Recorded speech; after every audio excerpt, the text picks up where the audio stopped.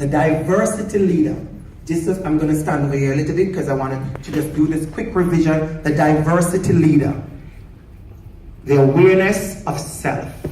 Don't forget, you need to know who you are. Don't be afraid of who you are. Don't be scared of who you are. You need to know who you are. Because who you are brings value to the organization. If you tell the town of Ajax who you are and what you do, you'll be surprised. Maybe you're a great baker, but nobody knows. So we had to buy pastry today. When I don't know if it's that good. It was good. I eat 3 pieces. They were good. But maybe you could bake something better. But I guess you're scared to tell us you're a baker, right? So you have to be aware of who you are. A deep awareness of diversity. Be aware of the diversity around you. It's around you. You are different from other people, and you're different. It's okay. It's okay. I love the word fabulous. I said, you're fabulous just as you are. You're fabulous. You're fine. Be you. Be you. A strong sense of value.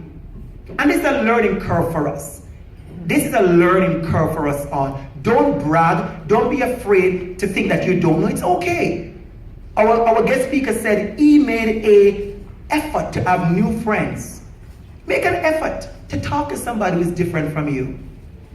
Some of you have never spoken to somebody who is gay because you're scared. Have a talk with them. Somebody in a wheelchair, have a talk with them.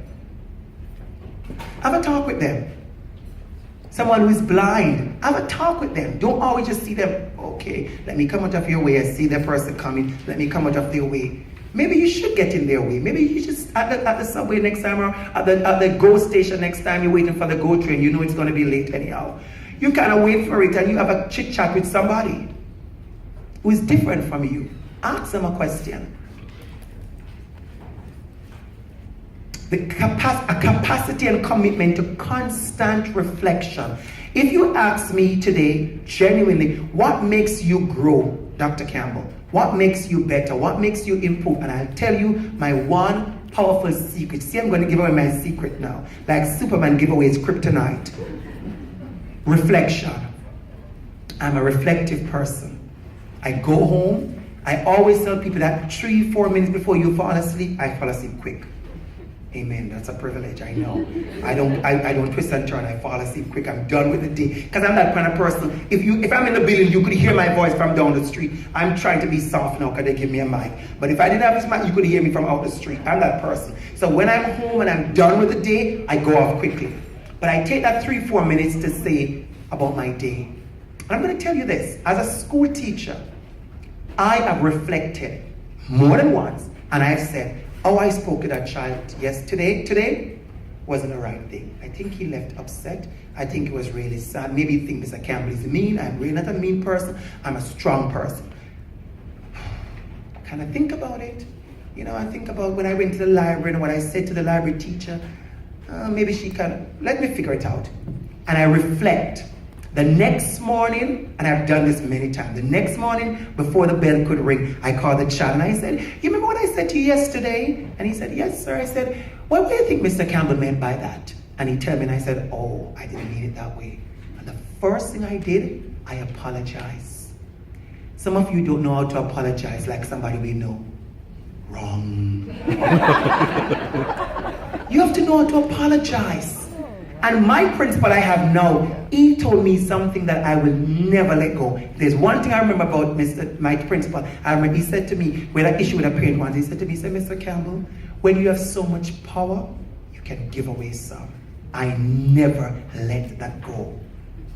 He said, it gave me really goosebumps. He said, when you have so much power, you can give away some. I went into the meeting the morning with the 2 parents, driving me crazy. They are wrong and strong. And I literally start the conversation and I disarm them by saying, you know what, I'm sorry about how we started this whole conversation. I went into the sweet Mr. Campbell that I know I am, and it ended up being peaceful. Before the meeting could finish, they apologized themselves.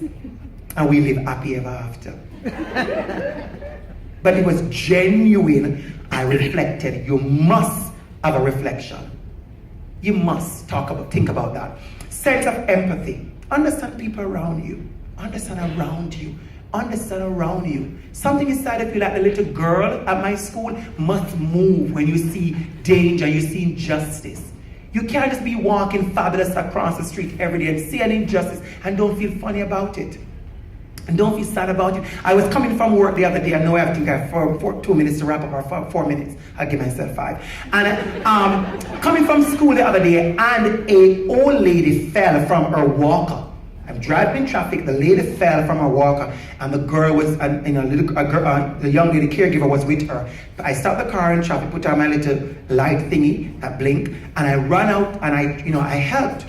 And I went back in the car, and I was so worried, not for the old lady, because she was fine. I hugged her, and she was telling me, she said, it's a bump in the road. And I said, you're going to be fine, Grandma. And not a good talk. And that grandma talking me going on. I love it. We had a good little, 30-second there of conversation. And I looked at the caregiver because she looked like she was going to die. Because I could just imagine what's going through her head. And I said to her, I said, you're going to be all right also. And you say to me, why did I have to give her assurance? It's a grandmother who fell. But I could see that this is her job, and I could see she was dreading what's going to happen. Empathy to those things. You have to have a feeling of empathy that makes you human. Some of us, because we're leaders, we like the concept of the devils we're proud of. I love it too, but you have to be human. So when you come in a building, everybody see you coming there running. I've had that life. I've had a little bit of that life. It's not as fabulous as people think it is. People must be warm towards you. I don't want when I walk in a building, everybody's scared and they're running. I want when I walk in a building, say, oh, Mr. Campbell's here, let's go talk to him. That's what I want my persons who I lead to see me as. Somebody who is inclusive, somebody who they can approach. So your moral courage, it takes courage to lead. For those of you who don't know, it takes courage to lead. Anybody can sign their vote on a paper, fold it in a secret ballot, and throw. On Facebook, some of you are so affected by Facebook comments. The weakest people make comment on Facebook because they can do all kind of fancy name and say things. I've been affected by people who have sent me messages on Facebook, and I'll be honest with you, people have posted things on my Facebook like rude, and I don't delete it. I don't. And I said, I see you need some attention, so I'm going to leave your name there for you to see. I said, I am not the person for you to intimidate, because the weakest people say the strongest thing on Facebook. I said, I'm face-to-face kind of person. If you could say it on Facebook, and you could say it in front of my face, then I'm all for you. So you have to have that moral courage. Engage in courageous conversations. We talk about that. Engage in courageous conversations. Be that person who says to the boss, we need to make some change. Be an advocate. Use data in your decision making. I heard the town of Ajax, the guest speaker talk about the statistics. That was beautiful. I was so happy when he started with statistics, because we need to be informed, not emotional, but informed. Build a climate that embraces diversity. Let people know they can be who they are. Model desired behaviors. That's you. Model the desired behavior. And establish policies, standards, and plans that are inclusive. And I'm going to close with this story. I was having potluck at my school. Well, it wasn't really potluck because I cooked.